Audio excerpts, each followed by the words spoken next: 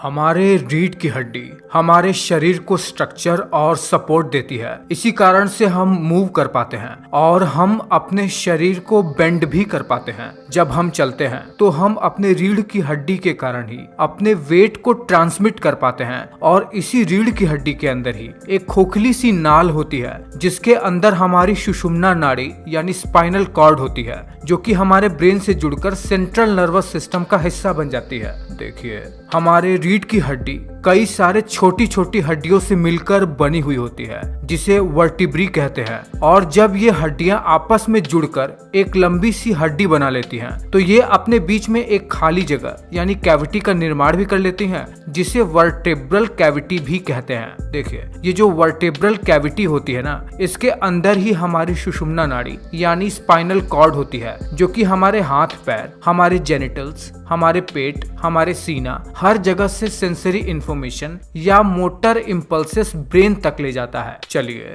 आपको पहले रीढ़ की हड्डी की संरचना के बारे में पूरी जानकारी दे देते हैं, फिर ये जानते हैं कि ये काम कैसे करता है और इसके क्या क्या काम है। देखिए, अध्ययन करने के लिए हमने अपने रीढ़ की हड्डी को 5 क्षेत्रों में बांट दिया है, जिससे हम इसको आसानी से समझ सके। हमारी रीढ़ की हड्डी की शुरुआत होती है हमारे फोरामेन मैग्नम से। इसे हिंदी में महारंध्र भी कहते हैं। देखिए, हमारे कपाल की हड्डी के नीचे एक छेद होता है, इसे फोरामेन मैग्नम कहते हैं। यहीं से शुरू हो जाता है, मतलब इसके नीचे से शुरू हो जाता है हमारी रीढ़ की हड्डी। इस फोरामेन मैग्नम से और गर्दन से नीचे वाले हिस्से तक वाले वर्टिब्रल कॉलम के रीजन को सर्वाइकल रीजन कहते हैं। इसमें कुल 7 छोटी छोटी हड्डियां होती हैं। देखिए, हमारे सर्वाइकल रीजन में जो हड्डियां होती हैं, उनमें से शुरुआत की 2 हड्डियां बहुत ही इंपॉर्टेंट होती हैं। उन्हीं की वजह से हम अपने गर्दन को दाएं बाएं मोड़ सकते हैं। इसीलिए शुरुआत की पहली वर्टिब्री को एटलस कहते हैं और उसके नीचे वाले को एक्सिस कहते हैं। वेस्ट माइथोलॉजी के अनुसार एटलस एक कैरेक्टर है जो पूरे पृथ्वी को अपने कंधे पर उठाया हुआ है, इसीलिए ऐसा नाम दिया गया है। चलिए, आप मुझे नीचे कमेंट करके बताइए, क्या इस तरीके से नेमिंग करना जैसे वेस्ट के लोग करते हैं अपने माइथोलॉजी के अनुसार वो सही है? और भारत के लोग अपने माइथोलॉजी के अनुसार चीजों को नाम क्यों नहीं दे पाते हैं? उसके बाद हमारे सर्वाइकल रीजन के नीचे आता है हमारा थोरैसिक रीजन, जिसमें कुल 12 हड्डियां होती हैं। इनका स्ट्रक्चर और शेप देखिए, ये कुछ इस तरीके से होते हैं और हमारे फेफड़े के पीछे वाले हिस्से में होते हैं ये। इसी थोरैसिक रीजन वाले रीढ़ की हड्डी से ही हमारी पसलियां जुड़ी रहती हैं और पसलियां जुड़कर एक कैविटी बनाती हैं जिसे थोरैसिक कैविटी कहते हैं। इसी के अंदर हमारा फेफड़ा, हृदय जैसी चीजें मौजूद रहती हैं। ये जो थोरैसिक वर्टिब्री होती हैं, ये सर्वाइकल रीजन के मुकाबले थोड़ा बड़ी होती हैं। उसके बाद हमारे थोरैसिक स्पाइनल रीजन के नीचे आता है हमारा लंबर रीजन, जिसमें से हमारे रीढ़ की हड्डियों की कुल 5 हड्डियां आती हैं और हमारे लंबर वर्टिब्रल कॉलम की वर्टिब्राई बाकी के थोरैसिक और सर्वाइकल रीजन से ज्यादा मोटी होती हैं, यानी ज्यादा थिक होती हैं और ये साइज में ज्यादा बड़ी भी होती हैं।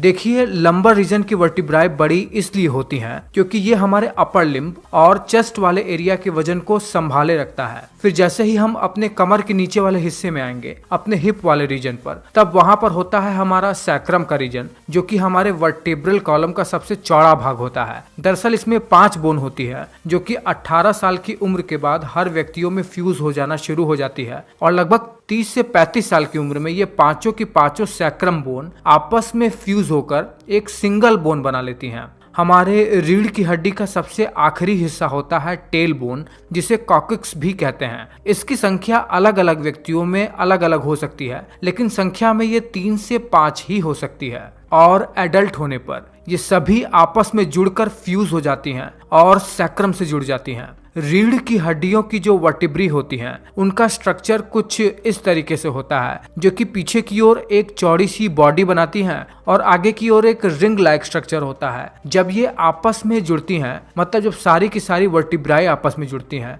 तब ये आगे वाले हिस्से में एक कैविटी बना लेती है, जिसके अंदर हमारा स्पाइनल कॉर्ड रहता है और पीछे की ओर जो मेन बॉडी है, उन 2 बॉडी के बीच में एक डिस्क होता है जिसे इंटरवर्टिब्रल डिस्क कहते हैं। इस इंटरवर्टिब्रल डिस्क के बीच में एक जेल लाइक मटेरियल भरा रहता है और इसके चारों ओर एक फाइब्रोकार्टिलेज का स्ट्रक्चर होता है। जब भी हम खड़े होते हैं तो हमारे इस इंटरवर्टेब्रल डिस्क पर प्रेशर पड़ता है ग्रेविटी के कारण, जिसके कारण से ये जो हमारा बीच वाला फ्लूइड है ये फैलकर हमारे रीढ़ की हड्डी पर पड़ने वाले प्रेशर ऑब्जॉर्ब कर लेता है, यानी एक तरीके से ये शॉक ऑब्जर्वर होता है। अब जब हम रीढ़ की हड्डी की संरचना को देख लेते हैं तो अब हमें ये जानना है कि हमारा ये जो सबसे मेन स्पाइनल कॉर्ड है वो रीढ़ की हड्डी के अंदर आखिर कैसे मौजूद रहता है और ये काम कैसे करता है। देखिए, हमारे वर्टिब्रल कॉलम के अंदर एक कैविटी होती है, यानी एक खाली जगह, जिसके अंदर हमारा स्पाइनल कॉर्ड फोरामेन मैग्नम से शुरू होकर हमारे पेट वाले रीजन में जो लंबर वर्टिब्रल कॉलम का रीजन होता है उसके L1 और L2 वर्टिब्री के बीच में जो इंटरवर्टिब्रल डिस्क होता है वहां पर खत्म हो जाता है। देखिए, हमारे ब्रेन के ऊपर मेनिंजेस की 3 लेयर्स होती हैं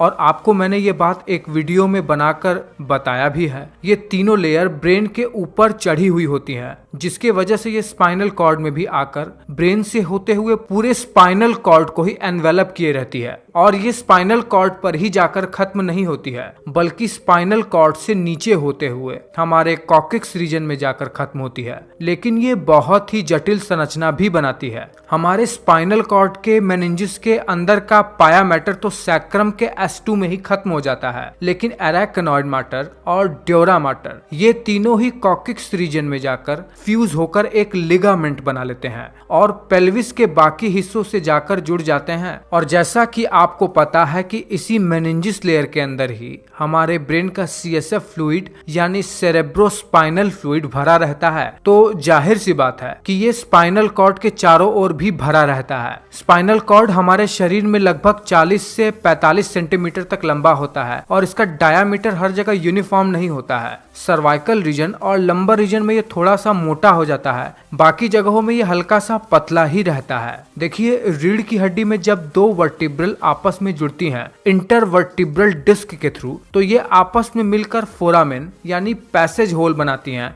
जिसके थ्रू स्पाइनल कॉर्ड से नर्व हमारे शरीर के बाकी हिस्सों में जाता है। हमारे सर्वाइकल रीजन से कुल 8 नर्व्स निकलती हैं, जो कि हमारे गर्दन, गले, हमारे कंधे और हमारे हाथ को कंट्रोल करते हैं। ठीक उसी तरह हमारे थोरैसिक रीजन से कुल 12 नर्व्स निकलती हैं, जो कि हमारे फेफड़े, पीठ, कमर और पसलियों के बीच पाए जाने वाले मसल्स को कंट्रोल करते हैं। हमारे लंबर रीजन से कुल 5 नर्व्स निकलती हैं, जो हमारे पेट और हमारे बटक्स के मसल्स को कंट्रोल करती हैं। हमारे सैक्रम रीजन से भी कुल 5 नर्व्स निकलती हैं, जो कि पेल्विस और हमारे पांव और घुटने जैसी जगहों के मसल्स को कंट्रोल करती हैं। और हमारे कॉक्सिक्स रीजन से भी 1 नर्व निकलती है। तो कुल मिलाकर हमारे स्पाइनल कॉर्ड से हमारे ट्रंक और लिम्ब को कंट्रोल करने के लिए कुल 31 नर्व्स निकलती हैं। देखिए, ये जो नर्व्स निकलती हैं हमारे स्पाइनल कॉर्ड से, असल में ये एक प्लेक्सस बना लेती हैं, मतलब नर्व्स का एक जाल बना लेती हैं। सिवाय थोरैसिक रीजन के नर्व्स के,